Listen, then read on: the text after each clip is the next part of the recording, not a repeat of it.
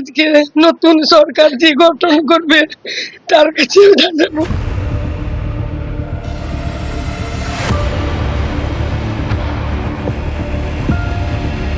दो तीन दिन रेकी करके फुल्ली प्री प्लान्ड मर्डर,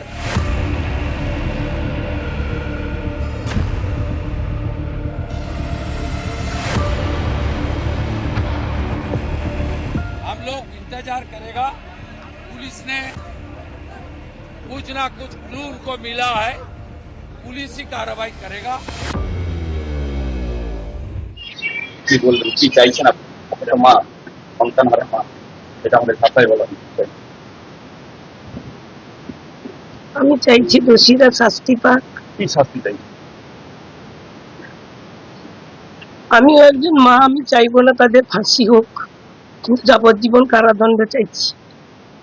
আর চাইছি যে আমরা ভারতীয় জনতা পার্টি করি বলে আমরা আজকে ক্ষমতায় আসার জন্য আমাদের সভাপতি বিরোধী দলনেতা যখন বলছেন সুশৃঙ্খল ভাবে থাকতে, তখন শাসক দলের যারা গরম গরম বক্তব্য দিয়েছিল যে 4 তারিখের পরে দিল্লির কোনো ভাব রক্ষা করতে পারবে না, সেটাই তারা দেখিয়ে দিল। আমি আজকে নতুন সরকার যে গঠন করবে তার কাছে জানাবো যে আমার ছেলের এই মৃত্যুর যেন শাস্তিটুকু হয়। আমার ছেলে যদি অ্যাক্সিডেন্টে কোনো অঘটন ঘটতো, আমার মনে হয় এত কষ্ট হতো না।